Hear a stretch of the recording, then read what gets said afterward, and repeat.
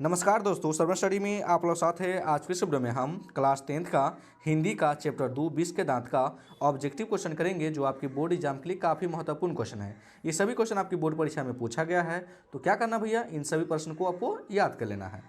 तो पहला क्वेश्चन बोला है कि 20 के दांत शीर्षक पाठ की विद्या है।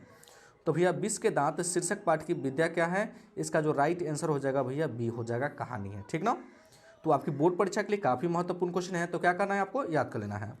अगला प्रश्न बोला कि मदन के लिए क्या खाना मामूली बात थी। ठीक ना भैया।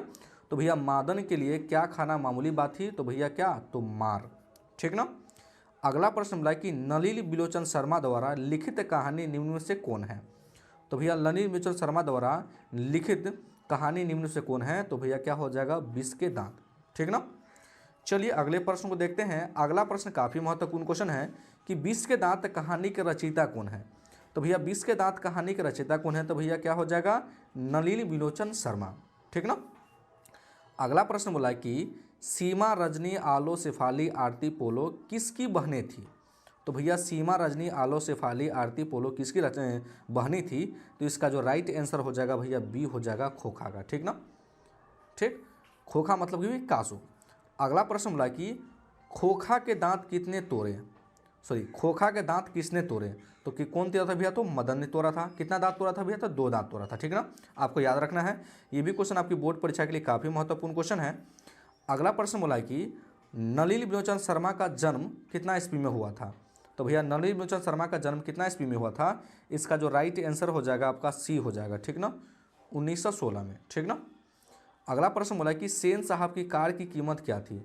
तो भैया सेन साहब की कार की कीमत क्या थी, ये भी क्वेश्चन आपकी बोर्ड परीक्षा के लिए काफ़ी महत्वपूर्ण क्वेश्चन है। तो क्या करना भैया, इन सभी प्रश्नों को आपको याद कर लेना है। तो भैया सेन साहब की कार की कीमत की तो क्या था, तो 7,500, ये हो जाएगा भैया आपका ए ऑप्शन राइट हो जाएगा ना, 7,500। अगला प्रश्न बोला कि सेन साहब की आंखों का तारा कौन था। तो भैया सेन साहब की आंखों का तारा कौन था, तो क्या हो जाएगा इसका राइट आंसर, तो भैया आपका जो राइट आंसर हो जाएगा भैया बी हो जाएगा, खोखा था। ठीक ना।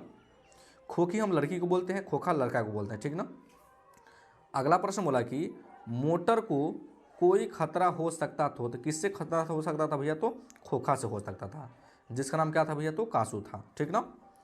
अगला प्रश्न बोला है कि किसके अनुसार सेनों ने सिद्धांतों को भी बदल लिया था।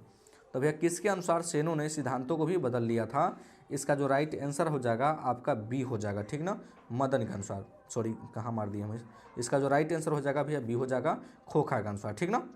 चलिए अगले प्रश्न को देखते हैं। अगला प्रश्न बोला है कि ऐसे ही लड़के आगे चलकर गुंडे चोर डाकू बनते हैं, यह पंक्ति कहानी के किस पात्र ने कही थी। तो भैया ऐसे ही लड़के आगे चलकर गुंडे चोर डाकू बनते हैं, यह पंक्ति कहानी के किस पात्र ने कही थी। तो भैया इसका जो राइट आंसर हो जाएगा आपका सी हो जाएगा, सेन साहब ने कहा था बात। ठीक ना। अगला प्रश्न को देखते हैं। अगला प्रश्न बोला कि मैं तो खोखा को इंजीनियर बनाने जा रहा हूँ, यह कथन किसका है। तो भैया मैं तो खोखा को इंजीनियर बनाने जा रहा हूँ, यह कथन किसका है, तो भैया किसका था, तो भैया सेन साहब का था। ठीक ना।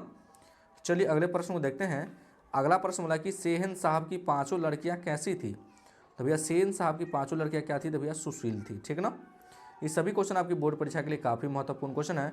तो क्या कीजिएगा भैया, इन सभी प्रश्नों को आपको याद कर लेना है, जो कि आपकी बोर्ड परीक्षा में हूबहू यही क्वेश्चन आपको पूछेगा। ठीक ना।